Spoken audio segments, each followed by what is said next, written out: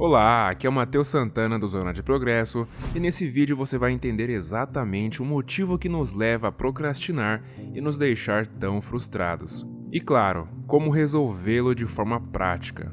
O conteúdo foi baseado no livro A Regra dos 5 Segundos, da Mel Robbins, e posso te garantir, o motivo da sua procrastinação é algo que você provavelmente nem imaginava que fosse. Então, vamos começar. Pesquisas mostraram que a procrastinação pode ajudar no processo criativo quando estamos trabalhando em cima de algo inovador ou que simplesmente necessite de nossa criatividade. Mas calma, existem basicamente dois tipos de procrastinação que você precisa entender. Nesse caso, a que me refiro é a primeira delas, a chamada procrastinação produtiva.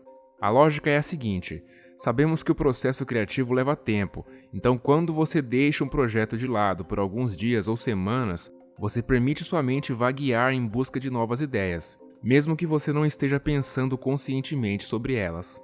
Dessa forma, quando voltar para o seu projeto, você perceberá que sua criatividade estará mais aguçada e pensará em novas estratégias e soluções que antes nem passavam pela sua cabeça. Então, se você estiver trabalhando em algum projeto criativo e não tem um prazo muito curto, você pode se dar o direito de deixar esse projeto engavetado por algum tempo, desde que esteja fazendo isso como estratégia e não por preguiça. Isso é muito útil quando você se vê em uma espécie de bloqueio criativo e não consegue pensar em nada além do óbvio. Muitas vezes é necessário desfocar a mente daquilo para que ela possa voltar mais tarde com novas ideias. Por outro lado, existe um outro tipo de procrastinação, e essa sim você deve tomar muito cuidado. É a procrastinação destrutiva. Aqui a história já muda de figura. Essa procrastinação é o ato de evitar fazer algo que sabemos que deve ser feito e que inclusive nos trará consequências negativas se não o fizermos. Os exemplos poderiam ser vários: estudar para uma prova, fazer alguma tarefa chata do trabalho, ter uma conversa difícil mas necessária com alguém, fazer atividade física e por aí vai. Por muito tempo, todos acreditavam na ideia de que a procrastinação era derivada de coisas como mau gerenciamento de tempo, desmotivação, preguiça ou falta de força de vontade, mas na realidade não é nada disso. Segundo as pesquisas da autora, a procrastinação é um mecanismo cerebral para combater o estresse. Parece estranho, mas vamos entender melhor qual a conexão entre a procrastinação e o estresse.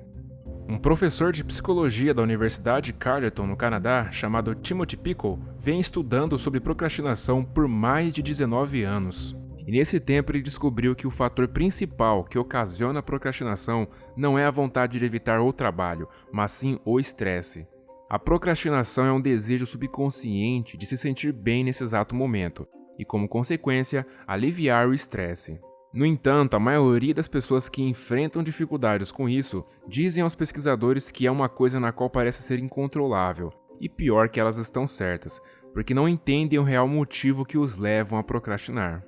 Como disse lá atrás, nós procrastinamos por nos sentirmos estressados, não pelo trabalho que estamos fazendo, mas sim por algo de uma esfera maior, como problemas financeiros, divórcio, pressão social ou qualquer outro tipo de situação problemática. Então, por exemplo, quando você deixa de trabalhar ou estudar para ver vídeos engraçados, trocar mensagens aleatórias no WhatsApp ou ir jogar algum jogo, você está na realidade aliviando aquele estresse que você sente num contexto geral. A mente anseia por isso. É por essa razão que quando você evita fazer algo que será difícil, chato ou doloroso, sua mente sente um alívio instantâneo. Por outro lado, quando você faz algo prazeroso, mesmo que prejudicial a médio e longo prazo, seu cérebro recebe uma dose de dopamina.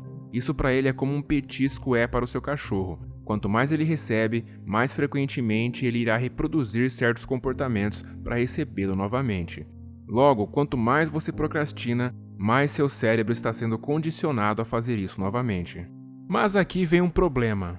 Apesar de você estar tendo um pequeno alívio ao se deliciar com prazeres momentâneos, com o tempo, o trabalho que você precisava ter feito se acumula e a quantidade de estresse aumenta ainda mais sobre você. O livro conta um caso de um estudante PhD que sofre com esse problema. Seu nome é Scott.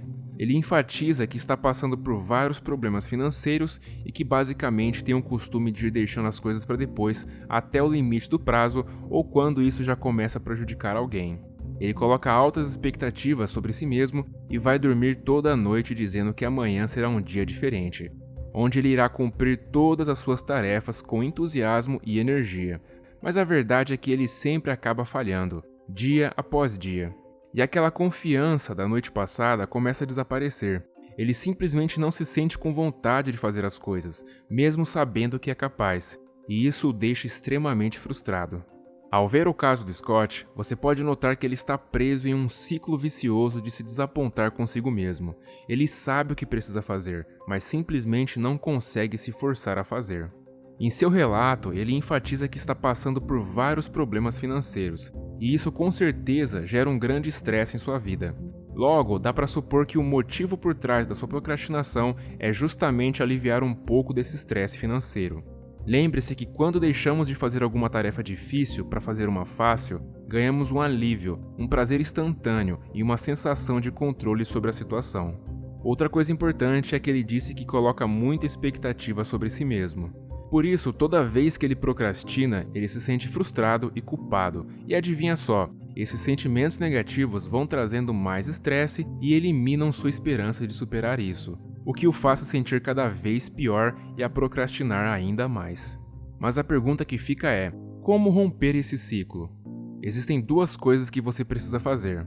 A primeira delas, que os pesquisadores dizem, é que você precisa se perdoar por procrastinar. Sério, isso não é achismo, é ciência. O Dr. Timothy Pickel, aquele que nós falamos agora há pouco, foi coautor de um artigo sobre como os estudantes que se perdoavam por procrastinar eram menos propensos a voltar a procrastinar em seu próximo teste. Parece bobagem, mas parte do problema que os pesquisadores descobriram é que os procrastinadores geralmente são muito duros consigo mesmos. Então se perdoe por ter incomodado ou talvez até prejudicado alguém.